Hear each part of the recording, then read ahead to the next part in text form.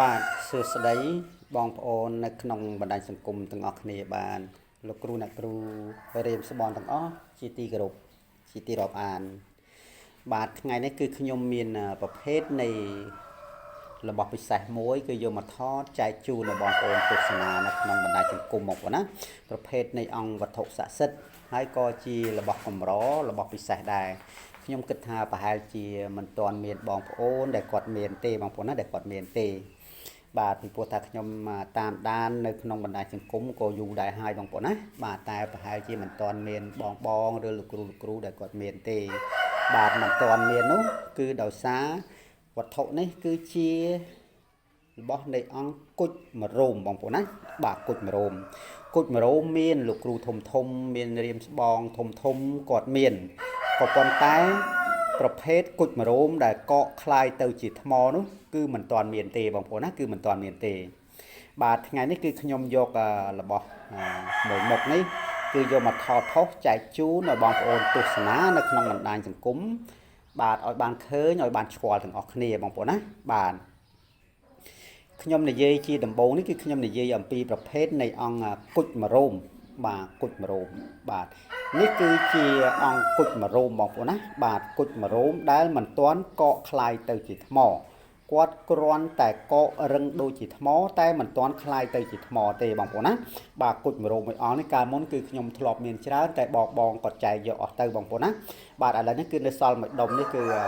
ខ្ញុំទុកប្រើដោយខ្លួនឯងបាទនេះគឺជាគុជមរោមដែលចង់និយាយថាគុជមរោមមិនទាន់កកคล้ายទៅជាថ្មបងប្អូនណាបាទគឺពណ៌សម្បុរគាត់គឺបែបនេះបាទនេះគឺមួយដុំឬក៏មួយអង្គតូចនេះបងប្អូនណាបាទមិននៅធំប្រមាណទេបងប្អូនណាមិននៅធំប្រមាណទេគឺតូចនៅប្រហែលជានេះមើលមេដៃខ្ញុំធំជាងមេដៃខ្ញុំបន្តិចទេបងប្អូនណាបាទធំជាងមេដៃខ្ញុំធំបន្តិចទេបាទយើងគិតថា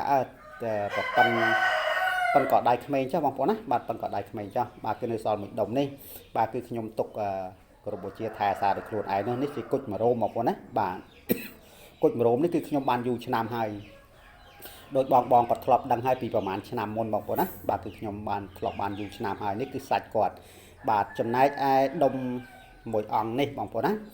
នេះក៏ជាគុជមរោមដែរតែគុជមរោមដែលខ្ញុំនិយាយពីខាងដើមនោះគឺគាត់វិវត្តកាយคล้ายទៅជាថ្មបែបនេះបងប្អូនណាមានទម្ងន់ធ្ងន់គឺថ្មតែម្ដងបងប្អូនណាបាទនេះឃើញទេបងប្អូនបាទនេះគឺជាគុជមរោមដែលកកคล้ายទៅជាថ្មបងប្អូនណាសាច់គាត់នេះគឺខាងក្នុង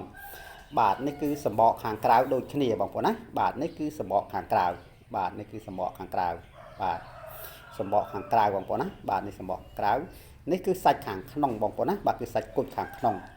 បាទនេះគឺជាគុជមរោមដែលមានអាយុកាលរាប់ពាន់ឆ្នាំបងប្អូនណាបាទដែលមានអាយុកាលរាប់ពាន់ឆ្នាំ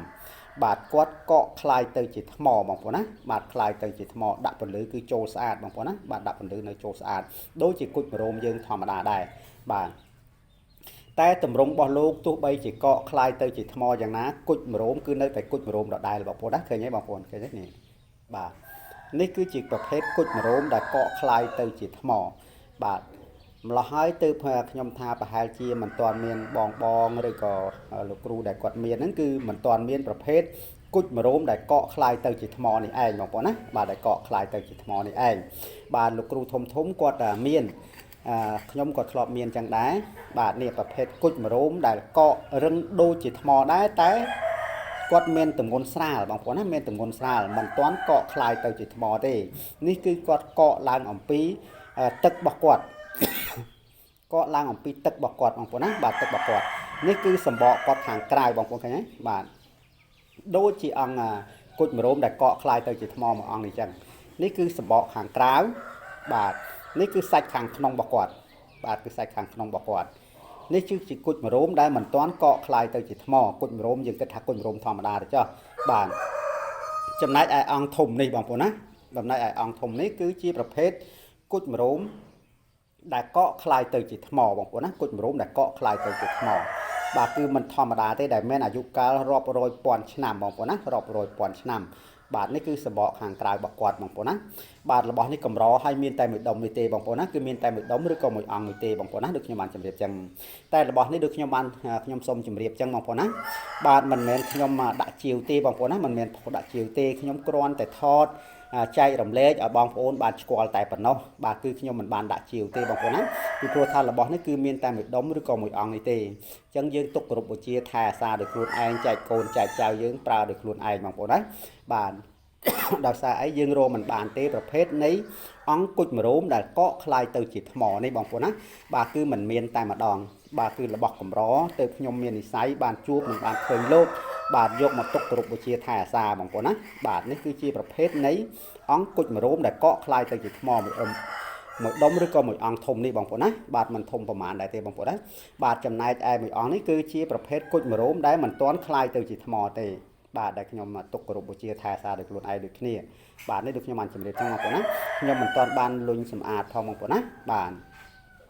ខ្ញុំមានច្រើនកាលពីលើកមុនគឺខ្ញុំជួបមួយសម្បុកច្រើនណាស់បាទតែបងបច្ច័យយកអស់ទៅខ្ញុំបានមកពីខាងចន្លោះពីខេត្តរតនគិរីមកខេត្តស្ទឹងត្រែងពេលនោះគឺខ្ញុំឈប់ក្នុងព្រៃខ្ញុំក៏បានជួបនៅប្រភេទនៃអង្គគុជមរោមបែបនេះបងប្អូនណាបាទគុជមរោមបែបនេះ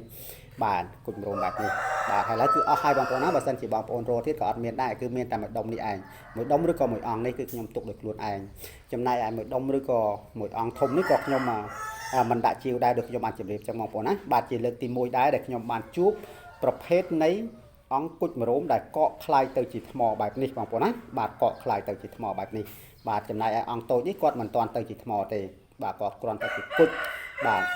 នេះគឺគាត់កកคล้ายទៅជាថ្មហើយអញ្ចឹងមហាពិសេសតែម្ដងបងប្អូនណាដែលគាត់មានអាយុកាលរាប់រយពាន់ឆ្នាំបងប្អូនណារាប់រយពាន់ឆ្នាំហើយអានុភាពនៃការប្រើប្រាស់របស់លោកមិនធម្មតាទេបងប្អូននឹងស្រាប់ហើយបានទាំងការពារបានទាំងស្នេហ៍មហានិយមលក់ដូររស៊ីគឺពូកែណាស់បងប្អូនណាដាក់ផ្ទះគឺតិចតិជុំនាំតែលៀបនាំតែជ័យបងប្អូនណាបាទនាំលៀបនាំជ័យប្រភេទនៃអង្គគុជមរោមនេះបងប្អូនណាអង្គគុជមរោមនេះបាទខ្ញុំគ្រាន់តែយកមកថត